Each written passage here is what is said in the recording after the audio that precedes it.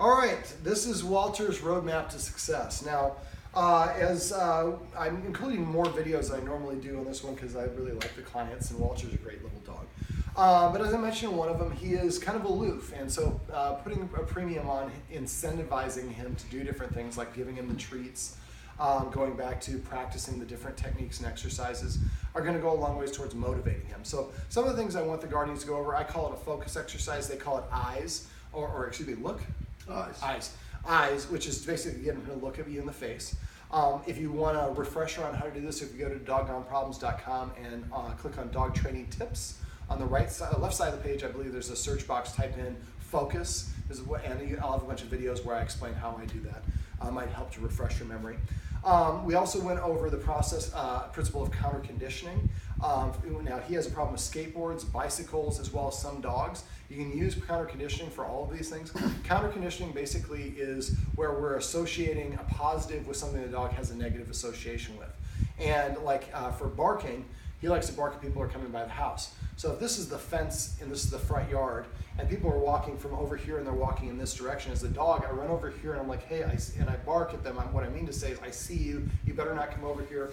Hey, you're still coming. This is my territory. I want you to leave. You better get out of here. This is my area. That's right. You better leave. And as the dog walks away, it's like, that's right. That's right. Now, in the dog's mind, he made that happen. He made the person leave and pass in front of the house. The person passing in front of the house went away. So as the person is approaching, he doesn't want, that's when he's barking. When the person's leaving, he's getting what he wants, the person's walking away. So what we do is we provide affection or reward on the flip side of that. So when the person is coming, the thing he doesn't want, we're feeding him the treat while he's watching the person come. As soon as the person gets to the halfway point or passes the fence post, then the treat goes back into his mouth or goes away, and then now the thing that I want is happening when I'm not getting the high value treat. So we're kind of flipping the script a little bit. Now when you're doing counter conditioning, a couple things need to be are really important. The dog has to be what we call sub-threshold. He can't be barking, lunging, growling, any of those things. If he's engaging in any of those behaviors, you're too close. So I play with the situation when I'm doing counter conditioning. I want to control the environment. So I might lower the intensity by increasing the distance. And I find a distance where Walter can stay seated while a skateboard passes in front of him, while we give him a treat. If he looks around the treat or he wants to get up, then the skateboard is too close. So we want to keep on increasing the distance until we find the distance that he can do it at that consistent speed. And then when we get to another, to the point where he can do it 5 times in a row and he passes, taking the treat while he's watching, he's not lunging, then we would take one step closer. And we keep on doing this until eventually we got to the point where the skateboard's right in front. The problem most people get with this is they do too far too fast. So you might only make 2 or 3 steps each time, and then when you try to do the next step, he starts getting up or doesn't want to take the treat. Now we're close to his breaking point. He cannot react. If he reacts, all the work you did in that practice session is invalidated. So it's better to go slower and very methodical. Now, you can play around the intensity of it by increasing the distance, also the speed of the skateboarder, and what the skateboarder's doing. If the skateboarder's just going by slowly and they're they're standing on the skateboard, that's one thing. Person has a lot of crazy music going by, and they're really animated with their arms, and they're using the leg to propel the skateboard faster. That's a lot more movement. That's gonna be more intense for him. So at first, what we do is just have the person going by in a really kind of a quasi-relaxed pace while we're feeding them the treats as the person's approaching. As soon as they reach the halfway point, we pop the rest of the treat in their mouth, and then the skateboard goes away. And as it comes back, we're doing the same thing. When he gets about 12 feet, that's when we're letting him nibble on the treat, and keep on nibbling until the halfway point, then release it. And we want to do that until we get 5 for 5. 5 times in a row, the skateboarder passes by. He's awfully cute. Without him reacting, then we take the next step closer. Now, we can also do this for dogs. We can do this for cars. We can do it for sounds and sights. So I might include, if it's a volume-related thing, I might start off at volume 1. When I'm teaching dogs to not be afraid of fireworks, I play the sound of a firework at a very low volume on the stereo while we're feeding them a treat. Each time we do it, we turn the volume up a little bit more until eventually it sounds like real fireworks are going off in the house. Then the next stage I would do is show the dog maybe a firework that's shooting sparks out the top, but no sound. And I might do it maybe through a window. So now the dog sees that at maybe 15 feet, then 14, 13, 12, and eventually they're like as close as they can get without getting injured. And they're just watching it, and they're not reacting because now we've developed a positive association with the sight of the fireworks. Next thing I might do is the smell. I might have someone go upwind of where the fireworks are and then light a smoke bomb. And then the smoke comes and trails into us, and we're letting the dog chew on the treat while he smells that sulfur smell. So basically, we're going to break it down in individual steps and help him practice each individual step with a positive association, gradually get him closer and closer, until eventually he can be right next to one that's exploding and making the sight and the sound and the smell. And because we deprogrammed him for all of them, he's able to relax and handle it with aplomb. All right, so that's the counter conditioning technique. I like the guardians to go back to practicing the door exercise. He should be in the living room so that he can see outside the door. And I like to practice that at least twice a day, every day for the next 10 to 14 days, to the point where he's just waiting there automatically. Now, it'd be helpful if the guardians can call or text one another on the way home so we can prepare. If we have a friend that we can help with this, or a neighbor, neighbors are the best because they could just come over real quick, knock on the door, and not even come inside, or come inside real quick and then go back. Also, another door exercise, another video that you can search on Doggone Problems and find a lot of examples for. Let me see what else. At the dog park, when we get to the dog park, we don't want him to approach the dog park in a frenzy.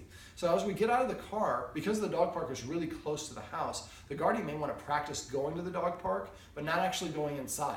So get out of the car, put him in a sit, maybe do the eyes exercise, or just put him in a sit, give him a treat, take one step, sit, treat, one step. Keep doing this all the way up to the gate. And then once you get to the gate, do maybe a little bit of the eyes exercise, then turn around, go back in the car, and come back home. Right now, every time he goes to the dog park, so that's a guaranteed excitement of playing with the other dogs. Well, if now half the time I go to the dog park, we don't do inside, we just go and I get a bunch of treats, but I have to stay. I can't rush ahead of the human. For humans, for dogs, whoever's in front is in charge. So if we let him rush, now the guardians do a good job of keeping him on a short leash, but he's still pulling on the leash a little bit. Part of it is I think we were using a harness, and he's very excited about it. So if we start getting him desensitized from every time we go to the dog park doesn't mean we're actually going inside, we take away a lot of that excitement. And we build in structure by making him sit and step every step along the way, to the point where he just walks up very casually to the dog park, doesn't know if we're going in or not. Now, when you go to the dog park, you don't always have to go in. I know it's frustrating. We go to the dog park, we're rearranging our day, we're going to spend an hour there.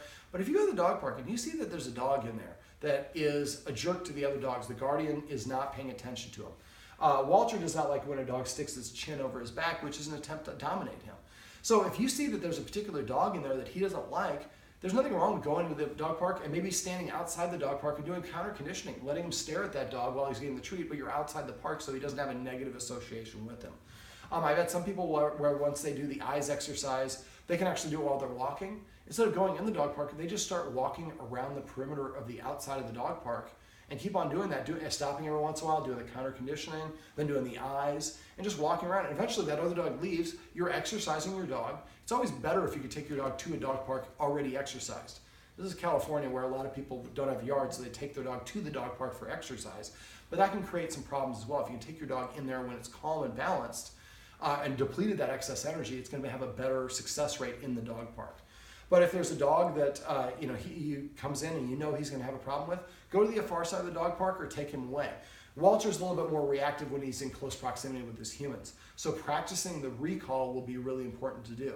Now, a great way to do that is through passive training, which is basically every time Walter comes to one of his guardians in the house without a request, we're just going to pet him and say the word come.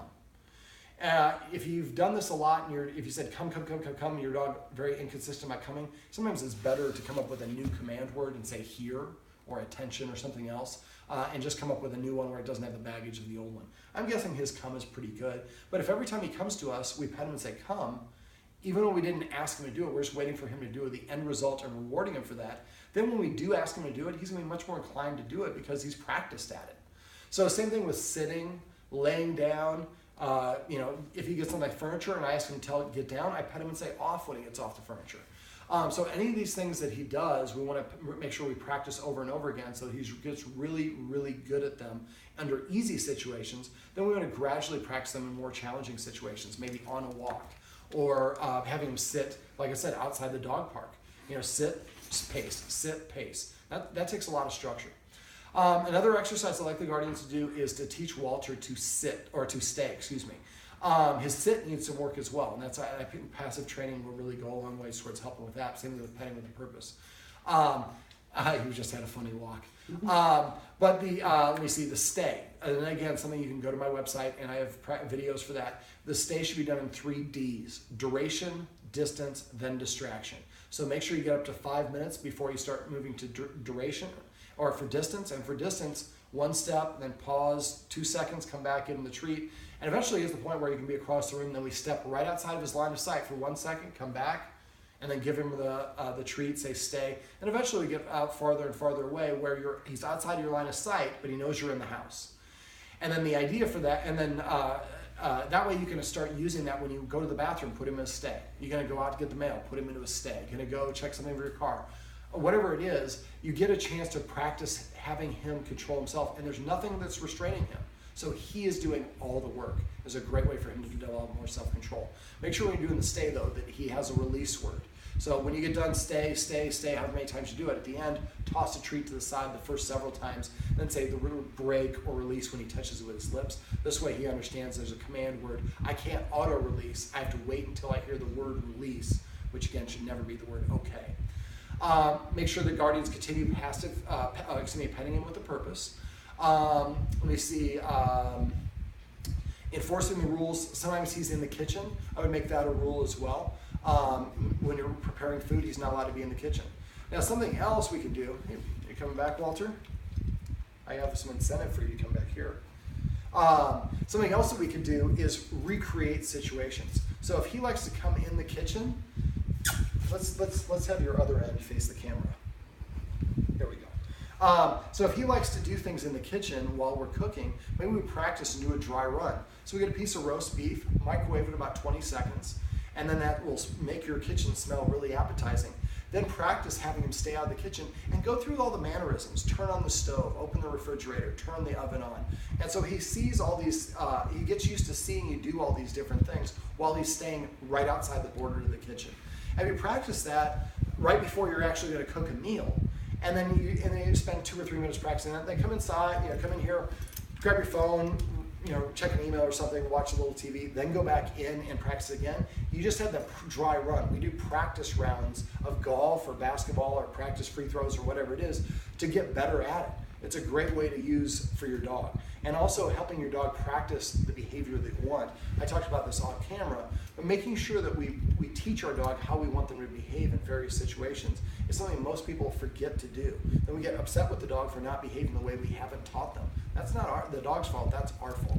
So anytime your dog has a problem with the situation or scenario, recreate it and play with the elements. Help him practice it under easy situations or just one step along the way, then practice in the next step, and the next step, and the next step until eventually he's got them all down.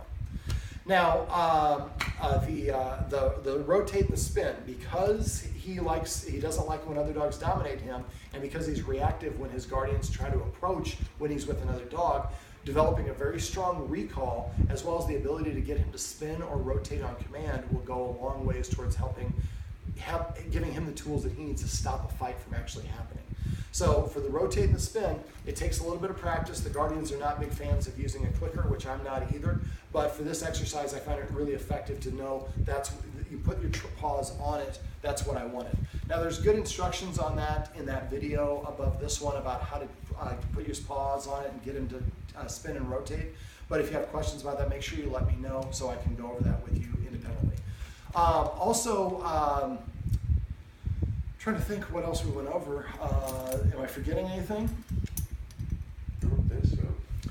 I probably am forgetting something. But if I do, the guardians, I want them to call me or text me. Please do sooner rather than later. Don't wait. It's better that you do it before and after.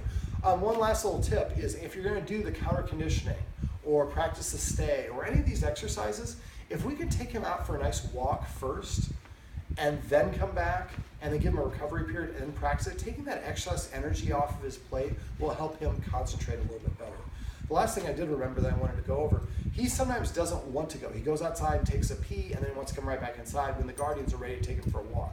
What I'd recommend that they do is have 2 walks. One walk is a very short walk, just around the block, and that one maybe we go to the left when we go out the house. But when we go for the long walk, we go to the right side.